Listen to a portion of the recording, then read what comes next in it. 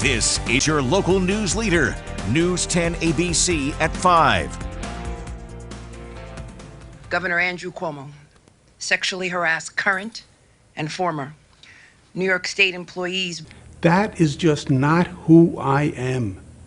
And that's not who I have ever been. Unwelcome and non-consensual touching and making numerous offensive comments of a suggestive and sexual nature.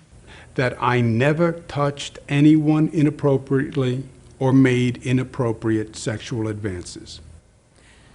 Good afternoon, and thank you so much for joining us. I'm Lydia Colbita. And I'm John Gray. We're going to begin at the Capitol. A scathing, months-long report from New York's Attorney General Letitia James finding that New York Governor Andrew Cuomo did sexually harass several current and former staff members in his office. The independent investigators hired by the AG's office detailing disturbing first-hand accounts of the governor's action. That full report made public early this morning. The governor coming out shortly after, again denying he ever inappropriately touched anyone. There is a lot to unpack here. News 10 ABC's Stephanie Rivas reporting live outside the governor's mansion. We begin with her tonight. And Stephanie, walk us through the AG's report and how she came to this conclusion. Well, Lydia and John, this started all the way back in December of 2020 when women started to come forward with shocking claims against Governor Cuomo, everything against verbal abuse all the way to groping. Then in March of 2020, the Attorney General started that independent investigation. And today, after 5 long months of compiling evidence and conducting interviews, they have come to a conclusion. The governor violated federal and state law. Specifically, the investigation found that Governor Andrew Cuomo sexually harassed current and former New York State employees by engaging in unwelcome and non-consensual touching and making numerous offensive comments of a suggestive and sexual nature. The investigators interviewed 179 individuals, many of them state employees and members of the executive chamber. Independent lawyer Ann Clark detailing much of that testimony in painstaking detail, including the governor touching intimate body parts. The governor hugged executive assistant number 1 and reached under her blouse to grab her breast. The report also finding the governor abused several state troopers assigned to protect him. As he passed, he took his open hand and ran it across her stomach from her belly button to the hip where she keeps her gun. She told us that she felt completely violated. The attorney's investigation reviewed 74,000 pieces of evidence, including documents, emails, text, and pictures. But none of this would have been illuminated if not for the heroic women who came forward. Not only did they report unlawful sex-based harassment, but also the executive chamber reacted in a way that constituted unlawful retaliation. And the culture of that work environment? Words that witnesses have used repeatedly to describe it include toxic, hostile, abusive. Around 1 hour later, Governor Cuomo responding in a pre-recorded statement with reference photos. I never touched anyone inappropriately or made inappropriate sexual advances. Cuomo doubling down on the claims, echoing the same refrain we heard back in March. I never touched anyone inappropriately. He went on to address complaints from Charlotte Bennett, admitting to asking her some inappropriate questions and denying others. And simply put, they heard things that I just didn't say. Then a montage of photos of him kissing and hugging people appeared. I do it with everyone, black and white, young and old, straight and LGBTQ.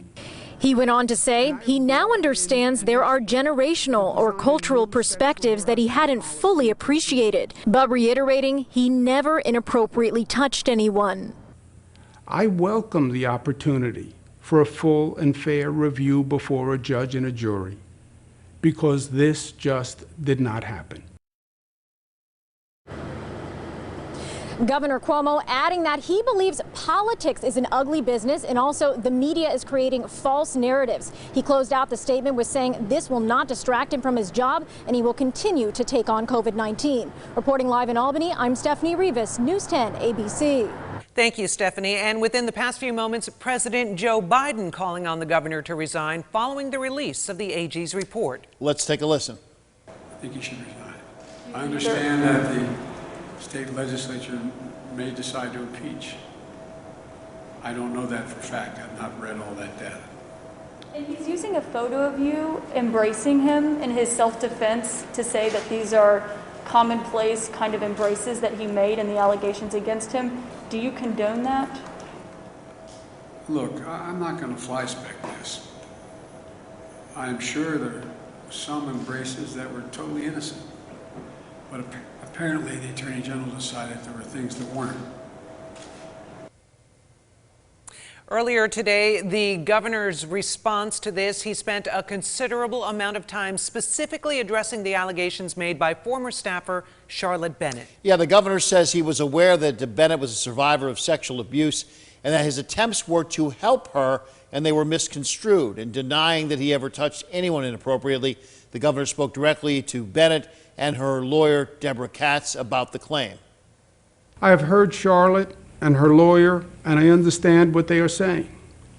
But they read into comments that I made and draw inferences that I never meant.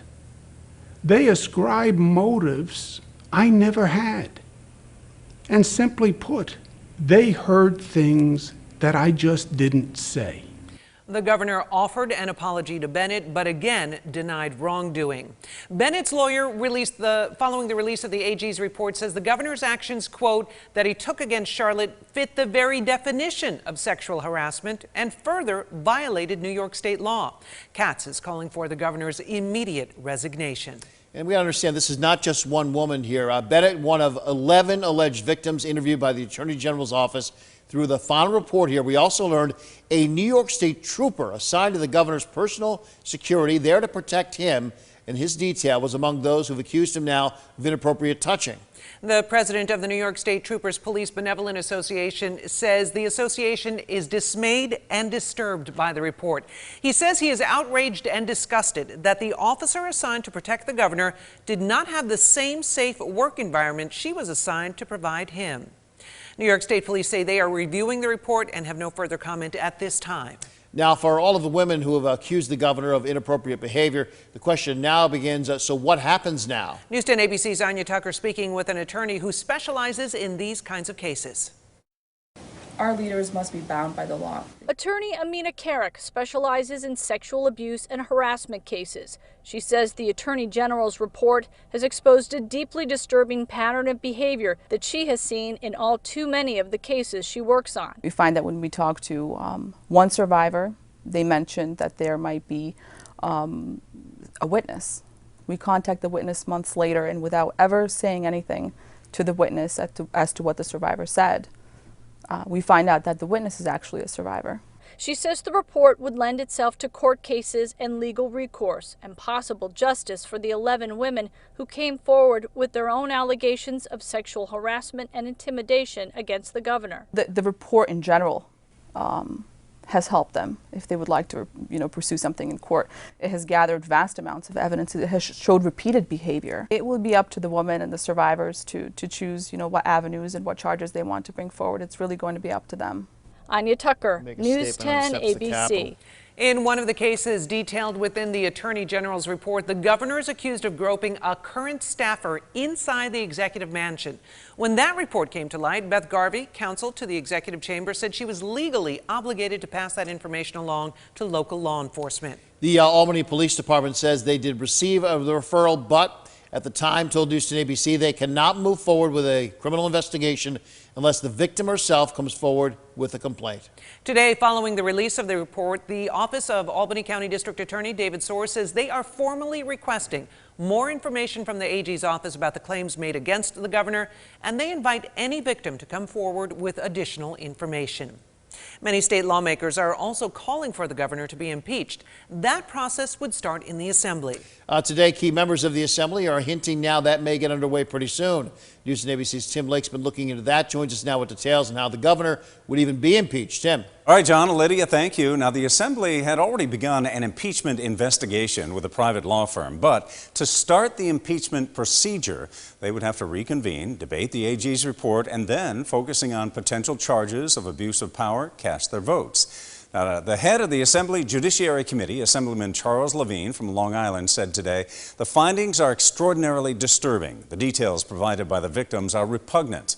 Levine says they're now analyzing the report with Assembly lawyers and the private law firm as well. Assembly Speaker Carl Hastie also saying the report is disturbing, the details gut-wrenching. He also said the conduct by the governor would indicate someone who is not fit for office. But unlike his counterpart in the Senate, he stops just short of saying the governor should resign. Now, tonight, News 10 ABC has learned that the Assembly Judiciary Committee will be meeting on Monday, August 9th, to possibly advance the impeachment process. Potential charges would include abuse of power pertaining to the AG's report, the nursing home scandal, and the use of state employees to help write the governor's book. News 10 ABC's Lewis Finley has also been taking a close look at the next steps now in the legislative process, and Lewis is reporting live tonight just outside the state capitol. Lewis. Well, Tim, during last legislative session, it seemed like Democrats and Republicans couldn't really agree on much. But with the release of the AG's report today, there's a resounding call for the governor to step down. Attorney General Letitia James's report on sexual harassment allegations against Governor Cuomo has led to a tidal wave of calls from lawmakers demanding him to step down. They read into comments that I made and draw inferences that I never meant. Senate Minority Leader Robert Ord says Governor Cuomo's response showed no ownership of the claims brought up against him. The governor seemed to challenge the facts and the very basis of the report. Now the Senate Minority Leader says he's done with lawmakers calling on the governor to step down. He wants to see action. For the people who have said you should resign and then to turn around and be with them, publicly, I think just, what are you doing? There's absolutely no conceivable way that this governor should be renominated for another term. At least one Democratic lawmaker said he will vote in favor of impeachment if it comes to it. Another leader, Assemblyman Phil Steck, wants an impeachment probe to include the governor's book deal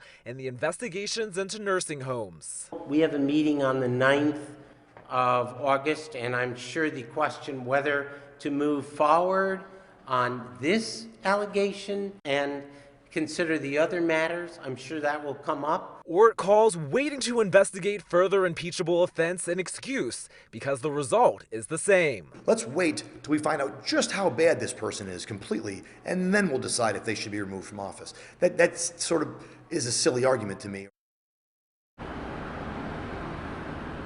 And with strong opposition, there are actually reports saying that the governor's team is waiting on polling before they make their next move. I'm live outside the Capitol tonight. Lewis Finley, News 10 ABC. All right, Lewis, thank you. So the question now is what happens if Governor Cuomo is impeached in the Assembly? Well, the Senate would then hold a trial and vote on a possible conviction. During the trial, the lieutenant governor would become acting governor. If Governor Cuomo is convicted, he would have to leave office, and the lieutenant governor, Kathy Hochul, would be formally elevated to the governor's office. That, of course, would put her in the lead position for the Democratic Party to make a run for governor next year. Now, Hochul just released a statement saying the Attorney General's investigation has documented repulsive and unlawful behavior by the governor toward multiple women. No one is above the law under the New York Constitution. The Assembly will now determine the next steps. So the formal steps would go like this. The Assembly would vote to impeach. The Senate would hold the trial. Senators would act as the jurors. The judges would be included from the New York State Court of Appeals. But the entire process could take months. And it's all leading up to the primary election, which is just 10 months away. John and Lydia. All right, thank you, Tim. This has been and continues to be a developing story minute to minute. To read the full report on the AG's office, what they came out with, also continuing coverage on the allegations against the governor, you'll find it all. Team coverage on our website, news10.com. Now, there is other news to get to today and the storm tracker forecast. Stay with us for more local news. Let's briefly take a peek at Wednesday's calendar at the track. Yes, horses will run tomorrow. Gates open at 11, post time 1:05. The big race of the day, there's actually two, the Shine Again Stakes and the NYSSS Statue of Liberty Division Stakes. You're watching News 10 ABC, your local news leader. Time now to take a look at your full storm tracker forecast. I don't think we could have handled any severe weather on top of all the other news today. We got enough going on, so Rob, take it away. Thankfully, it was a quiet day yesterday, quiet day today, and guess what? We're going to see another quiet day for your Wednesday as well. Want to share this picture, though. This was taken in Latham this afternoon. Thanks to Anna Smiley for sending this one in. You kind of see that little sun halo around the sun. That's all courtesy of the high clouds that drifted on in. That's formed from ice crystals way up in the sky. And as the sunlight passes through that, it gets bended and reflected and refracted, and you get that rainbow around the sun. Temperatures actually weren't too bad out there, but we're going to take a look from Germantown. Hey, there's the clearing line off to the west. Pretty sharp clearing line as well, looking towards the Catskills this evening. And guess what? I think we're going to deal with this again tomorrow. North and west, more sunshine, south and east. Unfortunately, more in the way of clouds. 72 in Albany right now, 71 at Pittsfield, Bennington at 72, Manchester 73, 77 in Saratoga, still a little warm up there, 76 in Hudson, 73 at Johnstown, and Big Moose checking in with 69 degrees. So we've got high pressure. That's keeping us shielded from the thickest of the clouds to the south and east, also the rain just to the south and east, also keeping us shielded from a cold front to the north, and some smoke from the Canadian wildfires. Right in between is where it's kind of clear, it's dry, it's clean air, if you will. No smoke in the atmosphere, at least yet. We may start to see that smoke increase later in the week. There's the area of low pressure that we're going to be closely monitoring tomorrow night, and into Thursday. It's going to ride up along the coast. Right now it looks to track just east of Cape Cod, but this will bring a swath of rain from New Jersey to New York City, right through Connecticut, even portions of Massachusetts. So we're going to have to watch on how far west this area of low pressure tracks closer to us. Then obviously we'll have to increase the threat for some rain. Overnight tonight, we've got clear skies, high pressure in control, no wind out there, not really too big on the idea of any fog developing. Tomorrow, more sunshine, will be dry again, and as we go through the overnight period tomorrow night into Thursday morning, that's when that area of low pressure moves closer to us, and that's when we'll have to watch things for perhaps some showers on Thursday morning. Highs for Wednesday back into the mid to upper 70s, a degree or two warmer than what we had out there today. Made it up to 75 today. 75 to 80 on Thursday. The humidity stays in check as well, so that's the good news. Tonight, down to 54, another comfortable, cool overnight. Watch for more clouds south and east. Tomorrow, 77, a mix of sun and clouds, just a touch warmer than today. Near 80 on Thursday, mostly dry, maybe a morning shower and then partly sunny. A touch humid Friday, 84. Pop-up showers and storms Saturday and Sunday. Back to the humid feel to the air, and temperatures in the mid-80s, and that's where we stay as we approach the early parts of next week. Lydia? Thank you, Rob. State and local officials strongly recommending but not mandating indoor mask use in COVID hotspots. However, as cases are rising now, some local businesses are taking their own initiative. News 10 ABC's Harrison Grubb has more now, while local stores telling everybody, please mask up. The Niskayuna Co-op asking everyone, regardless of vaccination status, to wear a mask when shopping inside. The goal of this was just to keep everyone safe. It comes as the capital region continues to see a surge in COVID cases, with Schenectady County one of several seeing substantial transmission, according to the CDC. We have been closely monitoring the situation in order to get ahead of it and be proactive rather than reactive. With the rise in cases, many customers we spoke to said they're in favor of the decision. I think there's a lot that's unknown, and I think it's important to protect the unprotected, I think it's a good idea. Laurel Burns is fully vaccinated, but says she has no problem masking back up, especially after recently visiting Cape Cod, where hundreds of vaccinated people recently tested positive. You know, that gives you pause. I don't want to get sick even for a day or two. But not everyone was open. One person who didn't want to go on camera told us she would no longer shop there. The store's general manager says the mask policy will stay in place for the foreseeable future. We will continue to monitor this ever-evolving pandemic. It seems to change sometimes daily, and we will go from there. While some businesses are reinstating mask mandates, others across the state will soon go to vaccine-only admission. In New York City, many, including restaurants, gyms, and theaters, will require vaccine for patrons, with enforcement starting September 13th. Reporting in Niskayuna, Harrison Grubb, News 10, ABC. Well, the latest on Japan 2020 coming up. You're watching News 10 ABC, your local news leader. The United States has military bases all over the world, including in Japan. While in Japan for the Olympics, our Andrew Martin got a tour of the operations in Yokosuka. Commander Fleet Activities Yokosuka, or CFA for short. It's a U.S. naval base located 43 miles south of Tokyo. Yokosuka became a military naval base in 1886. So at that point, this was a center of the Japanese Industrial Revolution after it started the Meiji period. As a major manufacturing facility for all sorts of ships, commercial and military. Roughly 26,000 people live and work on the base here in Yokosuka. Doesn't seem like a lot, especially when you realize it's the largest U.S. overseas naval installation in the world. Being in Japan is one of the most exciting things that I've had to do so far. I am the assistant LPO for Dock Masters. We do here is we're the eyes and ears for the pilots for bringing ships in and out of the harbor and moored up to the piers. The forward deployed fleet consists currently of 6 destroyers, 3 cruisers, an aircraft carrier, and a command ship, the USS Blue Ridge, which is the command ship for the 7th Fleet. At one point, Yokosuka was the base headquarters for the Pacific Imperial Navy Fleet. Now, it's a symbol of the partnership between the U.S. and Japan. I'm Andrew Martin. We continue our coverage of the allegations against Governor Andrew Cuomo and the AG's report next on News 10 ABC at 5:30.